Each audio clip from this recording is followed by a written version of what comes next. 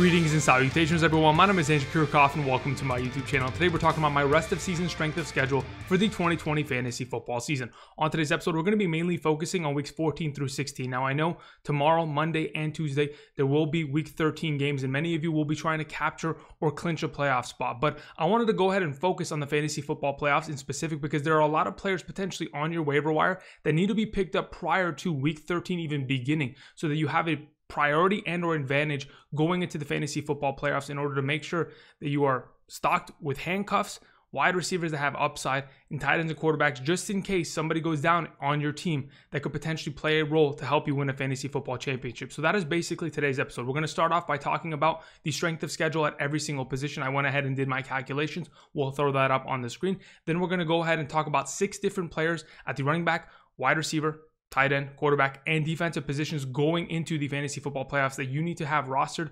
potentially if in fact you do have an available spot in your team. Now, again, if you play in a 12-team league, 14, 16-team league, these players might not be available because, again, these are, you may have a wider bench. You may have the ability to go and pick up these players already and they've already been snagged up. If you play in a smaller league where it's an 8-team league, 10-team league, there's a potential that these players are available. You can go in and snag them up. But again, I tried to go after players that aren't owned in very many Yahoo leagues at this moment in time, typically around 60 or lower percent as of this moment in time. So hopefully these guys will be available. Hopefully this video can help you guys out. Now, before we begin, I want to thank you guys for the incredible support. Make sure you subscribe to the channel if you're trying to stay up to date on 2020 fantasy football. Again, we are on our way to the fantasy football playoffs, trying to win many of you championships. So again, make sure you subscribe to the channel. Help us get to 36,000 subscribers. Again, if you want to continue to support the channel, click the like button down below, comment down below, and down in the description, we also have our Discord server. Again, we are doing all things fantasy football related there. I added a bunch of new things that were much needed just recently, a couple free resources that I use on a weekly basis in terms of fantasy football and a bunch of different categories and text channels that many of you guys can use. So if you haven't checked it out in a while, though you have already joined, make sure you go and pop your head back in there and check out all the different new things that I've added to the Discord server. Outside of that, we should be good to go. All right, so let's go ahead and let's begin by talking about strength of schedule. So I'm going to go ahead and disappear, and we're just going to go over it from the top to the bottom. Starting off with the left-hand side, we have the running back strength of schedule for the rest of the season, weeks 14 through 16, and the teams that have the easiest matchup on the very top, beginning with the Tennessee Titans, of course, and the toughest matchups, the Minnesota Vikings. Of course, we all know that Derrick Henry has the easiest strength of schedule. We've been talking about it since the beginning of the season. We saw exactly who they were going to play, and we already knew and anticipated the potential of Derrick Henry, Aaron Jones, David Montgomery, and Melvin Gordon having incredible schedules for the fantasy football playoffs, players that maybe you want to go ahead and have on your roster. But of course, many of you guys are already in a situation in which the trade deadline has already passed and you cannot make a move for said players. Again, we talked about this a couple weeks back, and hopefully you went and made a move then in order to acquire said players. But just giving you some perspective as to some of the strength of schedules going forward. Now, obviously, you want to go ahead and potentially grab players that are on the top half of that strength of schedule for the running back position. But as we know, the running back position does not have much depth. There are not a lot of players available in your league right now that are potentially in this specific situation of going ahead and just picking them up and playing them. Because again, many of the running backs that are currently on waivers are backups or handcuffs. And that's what I wanted to focus on. And that's what we'll go ahead and focus on as of right now. So we'll bring this down.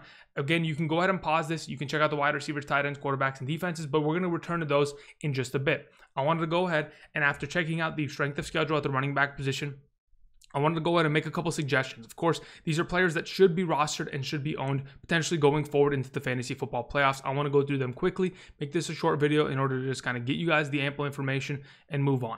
All right, so first and foremost, of course, is Devontae Booker. With Josh Jacobs going out this week, he has such an advantageous matchup going forward. I think just the fact that he is associated with this backfield, the Raiders want to run the ball consistently, and if he's going to be a 3-down back with the absence of Jalen Richard, again, the fact that he's only owned in 64% of leagues right now is pretty ridiculous in my opinion. Of course, Devontae Booker, another guy that is a handcuff of sorts to be picked up. I think that Benny Snell at this current moment in time with James Conner testing positive, a couple weeks back, the question is, when is James Conner going to come back? Benny Snell, for the second week in a row, will be the starting running back of this team. And even when James Conner comes back, we know his injury history. Why not go ahead and accompany that, James Conner roster spot with also having his backup and his immediate handcuff, Benny Snell? Because we've obviously seen him miss many games in the last couple of years. You want to go ahead and snag his handcuff and make sure Benny Snell is on your roster. Whether you own him or not, it's a potential that you can go ahead and snag this guy and at least have a viable running back if in fact something bad occurs.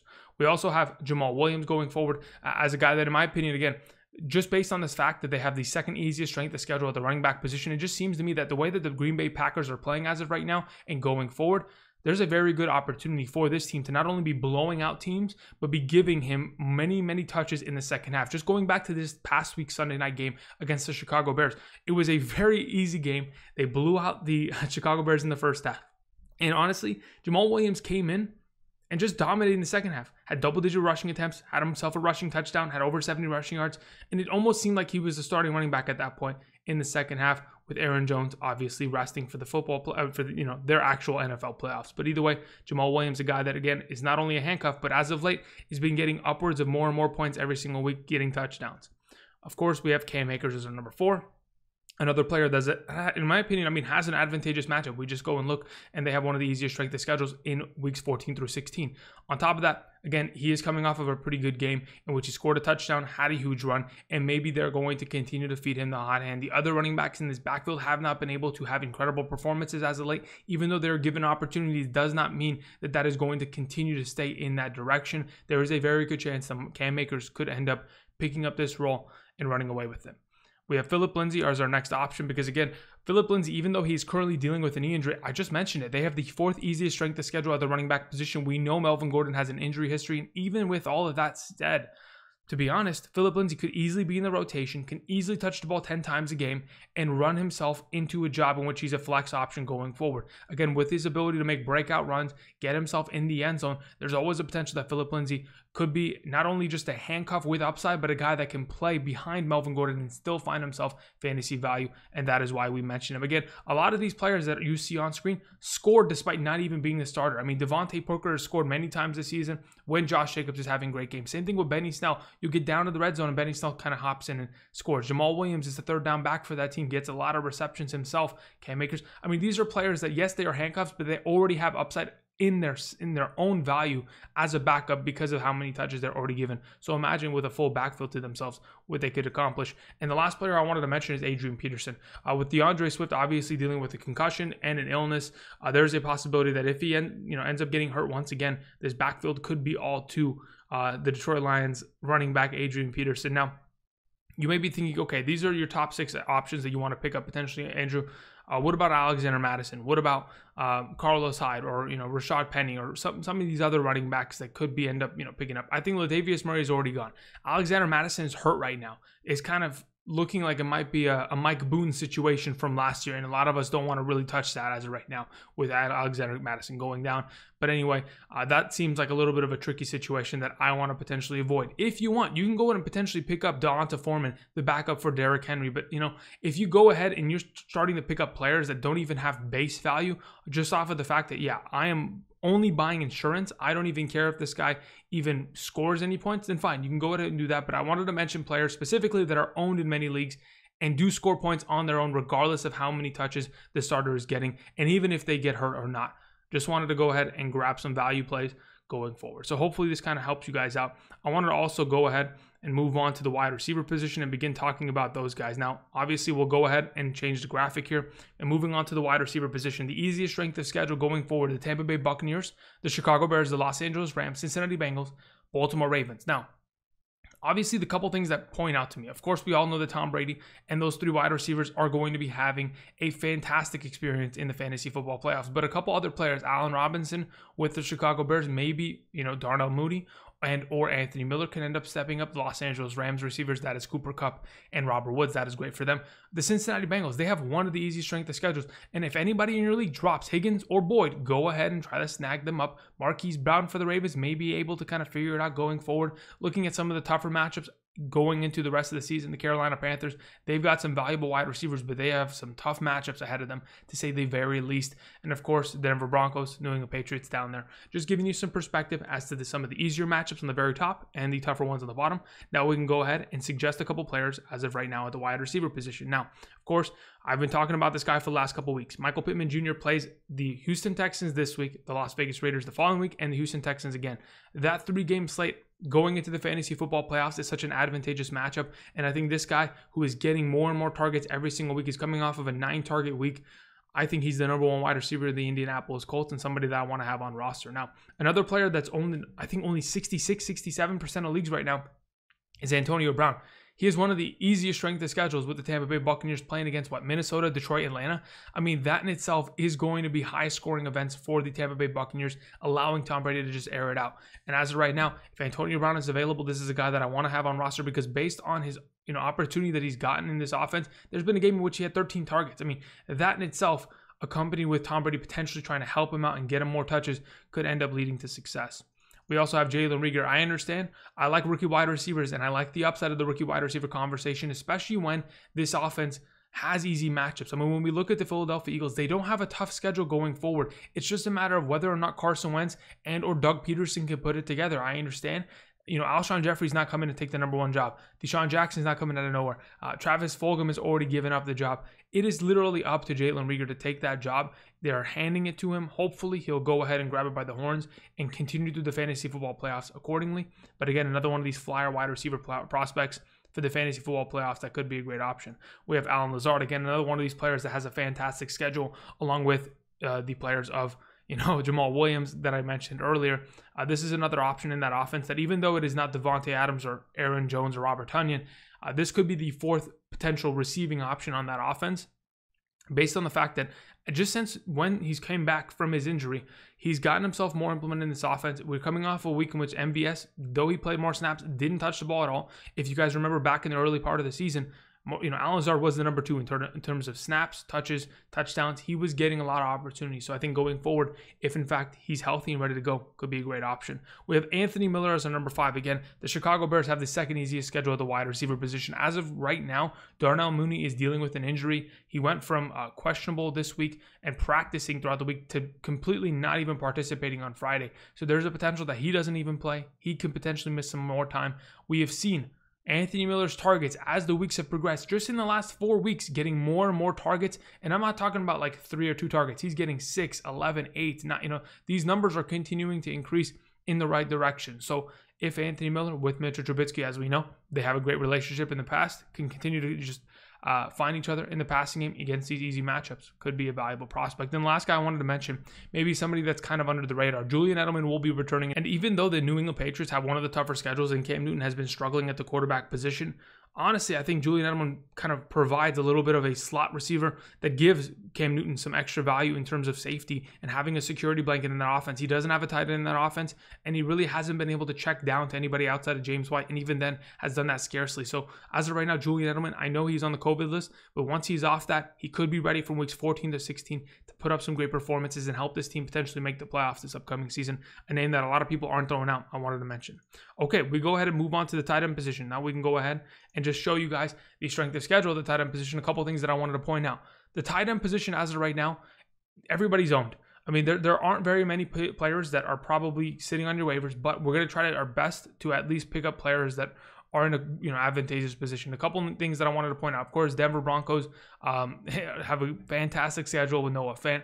The Minnesota Vikings up there, the Baltimore Ravens, the Atlanta Falcons. Those are all tight ends that we are familiar with. Of course, the Steelers and the Packers. Those are guys like Eric Ebron, Robert Tonyan that have fantastic schedules, but those guys are already owned.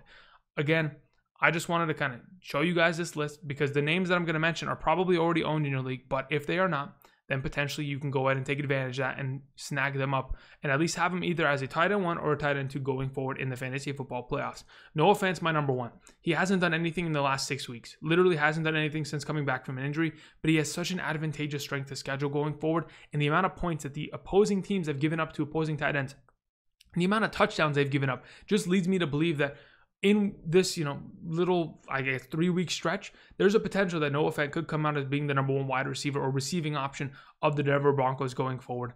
I'm hoping potentially someone in your league has dropped him. I think he's only 70% of leagues. Maybe somebody has given up on him and has dropped him accordingly.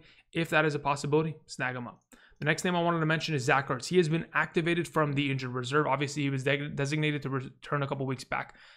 Zach Ertz might be able to fix the Eagles' offense. I mean, truly, I think that is a possibility. I think Carson Wentz, yes, he has struggled heavily, but at the same time, does he have a security blanket of Zach Ertz? I mean, Zach Ertz has been his go-to for the last 3 seasons in Philadelphia, and it just seems to me that there's a very good chance that if Zach Ertz gets back into this offense and is healthy and is ready to go, that maybe perhaps we could see Carson Wentz continue to connect with him and find himself a very, very valuable wide receiver option or receiving option, might I add. in this offense that so desperately needs one, especially considering everybody else has just sucked in this offense as of late. So as of right now, Zach Ertz could be available in your league because many people have already dropped him. Moving on to our number 3, we have ourselves Kyle Rudolph. Now again, Kyle Rudolph has one of the easiest strength of schedules at the tight end position. The fact that he has gotten more and more targets as of late, and the fact that Irv Smith has missed more and more time as the weeks have progressed with his injury, I think Kyle Rudolph can continue to see targets and not a bad option. I mean, to be honest, when we're talking about tight ends, he's only owned in 20% of leagues. So again, another guy that is available widely and could be picked up for the fantasy football playoffs. Jared Cook. Now this is definitely a guy that, even though a lot of teams own him, there is a possibility that he could be dropped very soon in your league, because once Drew Brees comes back, I think Jared Cook goes back to being what he is, a touchdown fiend and scoring consistently. With Taysom Hill under center, it's not going to be the possibility of getting any sort of great play out of Jared Cook. It's going to be a matter of, can we wait until Drew Brees comes back in week 14, 15, 16 and find Jared Cook as a viable tight end option? That is my suggestion at this current juncture. Now, a player that could potentially come back in week 16, 17 this upcoming year is George Kittle, dealing with the foot injury earlier this season. The fact of the matter is, at this current moment in time, I look at George Kittle and I think to myself, if he's going to be available in week 16, I don't mind making him a flyer option, throwing him into my IR slot and just waiting. And if I can get to the fantasy football playoffs and he's going to play in week 16, why not throw him in there as a championship play if I don't have a great tight end already at that time? Move on to the last option. It is Jordan Akins. Now, with Will Fuller going down, there needs to be another receiving option to step up. There are a lot of targets to be had in this Houston Texans offense with Deshaun Watson throwing the ball consistently. And even though they have other tight end like Darren Fells in this offense, I still think that Jordan Akins is the primary receiving tight end, and he has proven that over the last couple of weeks and this season alone. So I think if Jordan Akins continues to step up, the matchups, though they aren't the prettiest, could be on his side based on total opportunity of targets. Okay, we go ahead and move on to the quarterback position, and we'll go ahead and check out the strength of schedule there. Tom Brady at the top, Justin Herbert, Jared Goff, Aaron Rodgers, Mitchell Trubisky. These are some names that, again, are either owned in every single one of your leagues, of course, Tom Brady, Herbert, Aaron Rodgers, or guys like Jared Goff or Mitchell Trubisky or Drew Lock that may not be owned in your league that you could potentially go ahead and stream. I know many people, as you're watching this video, are thinking to yourself, well, yeah, I don't really have a great quarterback. I've been relying on Teddy Bridgewater and or Ryan Fitzpatrick the entire season. I've been bouncing from quarterback to quarterback, and my quarterback, maybe it is Deshaun Watson, and maybe he falls apart in the fantasy football playoffs, but I want to go ahead and lock down another option that could potentially help me going forward. So now that we've kind of shown you that, I want to mention a couple quarterbacks that first and foremost need to be potentially picked up. I think Matthew Stafford is not a bad option, only owned in 55% of leagues. Again, we know what he's capable of. If in fact, Kenny Golladay is to return, DeAndre Swift is to return, this offense becomes even more viable. And the potential of Matthew Stafford playing against good teams. I mean, we've seen him put up 3+ touchdowns against good teams, against the Indianapolis secondary. We've definitely seen him compete against better teams. And then sometimes he disappears, but hopefully, if in fact he is healthy and the offense around him is ready to go, they can end up putting something together. We have Drew Brees as our number 2 option. Again, the guy that as of right now is on the injured reserve. You could potentially pick him up, put him in your IR slot, and have him ready from weeks 14 through 16, in which, again, he could come back as a gunslinger, letting it ride with Michael Thomas fully healthy. We know what those two are capable of doing. We have Phillip Rivers as our number 3 option. Again, he plays against Houston this week, but then in the 2 fantasy football, beginning weeks, week 14 and 15, he plays against the Las Vegas Raiders and the Houston Texans again. Those are 2 secondaries that I love the matchups against. And even though Phillip Rivers gets some of those touchdowns siphoned away from him from Jacoby Brissett on the goal line, I'm not too worried about it. I still think he has a lot of value. We have Jared Goff as our number 4 option. The only matchup that I'm really excited about in his potential, gallery of games to go is the New York Jets matchup in week 15. And if in fact you want to go ahead and potentially take advantage of it, you could end up seeing Jared Goff just lighting them up with Robert Woods and Cooper Kupp and just being able to put up a lot of points, 3+ touchdown game, in which again, he ends up having himself a pretty good day. So again, that is an option. Mitchell Trubisky, again, even though we don't know if in fact he's going to be the starter the rest of the season, I think that there is going to be a possibility that he could earn the job and keep it going forward. I know this is a team that is probably falling out of favor in terms of their playoff hopes, as they have lost, 5 or 6 in a row, but Mitchell Trubisky could end up making a late season hurrah kind of performance in the next coming games based on matchups. The last option I wanted to mention is Drew Lock, of course, has one of the easier strength of schedules, along with Jared Goff or Mitchell Trubisky. And, the question remains, can he do anything? I mean, this is another one of those performances. This is his second year. I know he's been dealing with injury. He didn't play all of his first season because Joe Flacco was there. But there is a very good chance that if Drew Lock is able to at least put up performances that give the organization hope, then they may not have to move away from him. I think he's still working for a job, and they're going to definitely try to at least save Fangio's job from this offseason, obviously taking it away from him. But either way, we move on to the defensive position. Something that a lot of you guys have mentioned before in the past, and something that you guys wanted to see was strength of schedule for the defensive position. So I thought, as our final hurrah via strength of schedules, we'll go ahead and throw it up on the board. On the very right side of the screen, we have the Dallas Cowboys, the Arizona Cardinals, the Cleveland Browns, Seattle Seahawks, and the Houston Texans as the top 5 schedules in terms of defenses playing against opposing offenses and how many points they get for your team. So again, if you are looking for a team defense to start going forward in the fantasy football playoffs, I've been mentioning a lot of them for the last couple of weeks that you should be picking up because of their upcoming schedule. So hopefully this kind of gives you some perspective. You definitely don't want to have the Detroit Lions, Atlanta Falcons, the Colts, the Broncos. These are teams that, again, could end up getting smacked because of their matchups upcoming, and teams that, again, have tougher matchups. So we want to go ahead and talk about 6 defenses that you could potentially play. We've talked about it ad nauseum, to be honest. The Cleveland Browns. I know in week 14, they have a tough schedule. You can go ahead and honestly go pick up the Carolina Panthers, who play against Denver in week 14, and just put them there, and you don't have to play the Browns against the Ravens. But weeks 15 and 16, they play against the Jets and the Giants. So again, fantastic option. Speaking of playing against the Jets and the Giants, that's what the Philadelphia Eagles are going to do. They're going to play the Giants this week, and then the Jets in week 14. Not a bad option there. We have the San Francisco 49ers, who have one of the easiest strength of schedules going forward. Again, they play against a couple division rivals, but at the same time, they do play against teams that aren't very good. And as this defense keeps getting pieces back, they're getting healthier, and they're kind of trying to make their way into the playoffs very sneakily, but they're going to definitely give it their best. Kyle Shanahan, this organization, they don't give up. They don't try to get a higher pick. That's not what they're about. They're going to play until the very end, and they could potentially make a run here with their defense kind of leading the way. We have the Arizona Cardinals as our number 4 option. They have, the second easiest strength of schedule. I don't really trust the Dallas Cowboys, so we kind of move on to the Arizona Cardinals here. I think their strength of schedule, even though there are some games in which, of course, they could give up some points, I honestly think that is a pretty safe path going forward. Again, it is going to matter on whether or not this defense is going to be in shootouts. I doubt it, considering the teams that they're playing. It just seems to me that the Arizona Cardinals could be in a pretty safe spot. Now, I also mentioned the Carolina Panthers earlier as a week 14 play, but also they have a pretty good matchup in week 16. So if you can go ahead and avoid a matchup in week 15, have a defense, maybe multiple defenses on roster, not a bad option against some pretty sorry offenses that really could get smacked up in the coming weeks. And then the last option I wanted to mention is Tampa Bay. They're probably, I think, owned in only 40% of leagues right now. They do really have a pretty easy schedule. And the way that, Tom Brady is going to be laying on points against these defenses based on the fact that the Detroit Lions, Minnesota Vikings, and the Atlanta Falcons really cannot stop opposing passing offenses. It just seems to me that this pass rush is going to be getting after opposing offenses. They can stop the run better than just about anybody, and it's going to be up to their coverage. I think they'll be able to figure it out. Their defensive line will get after opposing offenses and cause a lot of havoc and potentially put up a lot of points going into the fantasy football playoffs. So that's it. Those are all of the strength of schedule things that I wanted to mention. Thank you, everybody, for watching. Make sure you subscribe to the channel. Again, make sure you click the like button down below. And, of course, check out the Discord server. Check out the Patreon. I'm making fantasy football content. Make sure you stop by tomorrow morning, 8 a.m. to 10 a.m. Pacific Standard Time. We are still live streaming Kickoff with Kirchhoff for Week 13. Thank you, everybody, for watching. And until next time, Monday, I'll see you guys. Peace.